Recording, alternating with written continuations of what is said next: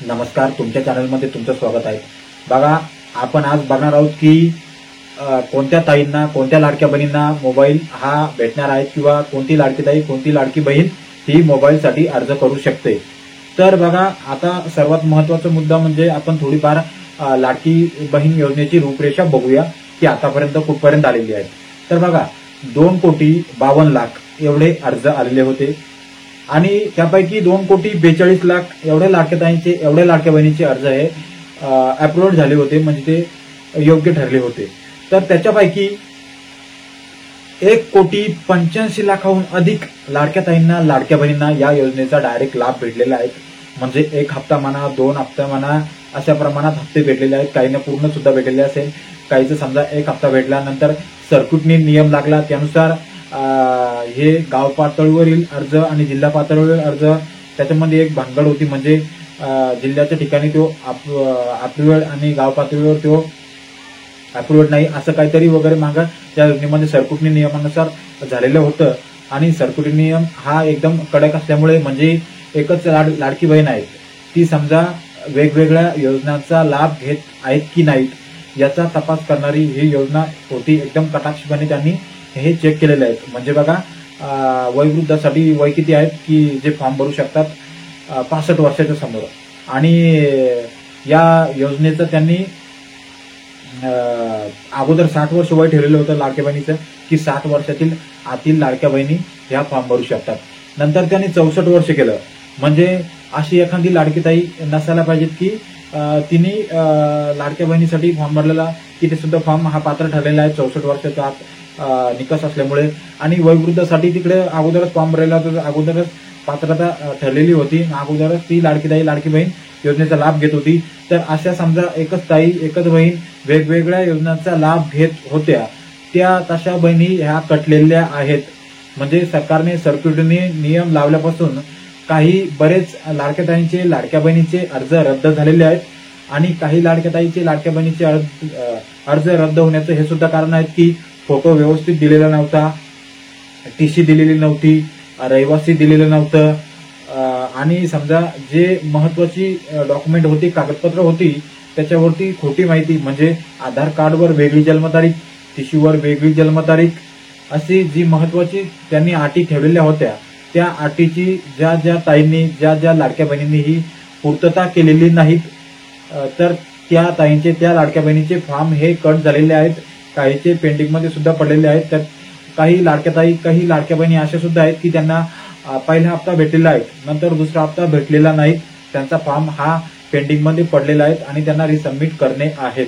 तर आपला विषय काय होता की किती लाडक्या ताईंना आणि कोणत्या लाडक्या बहिणींना मोबाईल भेटणार आहेत।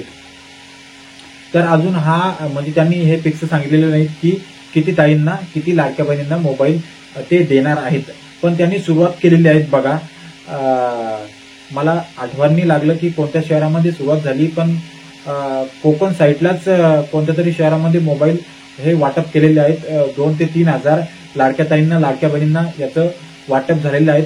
बघा, कोकणच्या कोणती लाडकी ताई, लाडकी बहीण व्हिडिओ बघत असेल तर त्यांनी त्या शहराचं नाव कमेंट बॉक्समध्ये लिहून सांगा की या शहरामध्ये या ताईंना, या लाडक्या बहिणींना मोबाईल हे भेटलेले आहेत। तर कोणत्या लाडक्या ताईंना, कोणत्या लाडक्या बहिणींना मोबाईल देणार आहेत। तर बघा, मागे एक योजना आली होती, म्हणजे ती पूर्णतः 100% तिची अंमलबजावणी झाली नव्हती। योजनेचं नाव होतं योजना दूत। म्हणजे योजना दूत नुसार 10,000 रुपये मानधन मिळणार होतं, जो बी कोणी लाडका भाऊ या योजनेसाठी पात्र होणार होता त्यासाठी। आणि त्याचं काम काय होतं की सरकारी ज्या योजना असतात त्या योजनांचा प्रसार करणे, गावकऱ्यापर्यंत त्या योजनेचं माहिती पोहोचवणे हे काम होतं। तरी मला तरी वाटतं, तर ज्या लाडक्या ताईंना, लाडक्या बहिणींना मोबाईल भेटणार आहेत, म्हणजे त्यांना PUBG खेळण्यासाठी, फ्री फायर खेळण्यासाठी मोबाईल हे सरकार द्यायला नाही लागलं, त्यांना सुद्धा असं काहीतरी सांगू शकतात सरकार की सरकारी योजनाचा प्रसार माध्यमाचे प्रसार करणे, प्रचार करणे, असं काहीतरी असू शकतं। अजून पूर्ण माहिती समोर आलेली नाही, पण मी 1-2 दादांचा व्हिडिओ बघितलेले आहेत, त्यांनी सुद्धा असं सांगितलेलं आहे की ज्या लाडक्या ताईंना, लाडक्या बहिणींना मोबाईल भेटणार आहेत त्यांना काहीतरी करावं लागणार आहे, म्हणजे त्यांना काम करावं लागणार आहे। असं सहजच मोबाईल भेटला असं नाही आहेत. तर बघा अजून किती शहरात भेटणार आहेत, कोणाला भेटणार आहेत याचं अजून पूर्ण माहिती समोर आलेली नाही. तरी तुम्ही या चॅनलला सबस्क्राईब करून ठेवा. जशी पूर्ण माहिती समोर येईल तसं मी तुमच्यापर्यंत व्हिडिओ पोहोचवेल. आणि बघा ज्या लाडक्या ताईंना, लाडक्या बहिणींना गुलाबी रिक्षा म्हणजे पिंक रिक्षा ही सुद्धा एक योजना आलेली आहे.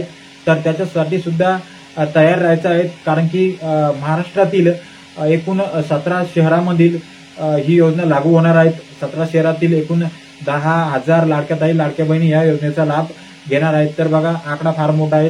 10,000 लाडक्या ताईंना, लाडक्या बहिणींना योजनेचा लाभ भेटणार आहेत म्हणजे कमी नाही आहे. तर तुम्ही रेडी राहायचं आहे. तुमचे डॉक्युमेंट हे क्लिअर ठेवायचे आहेत.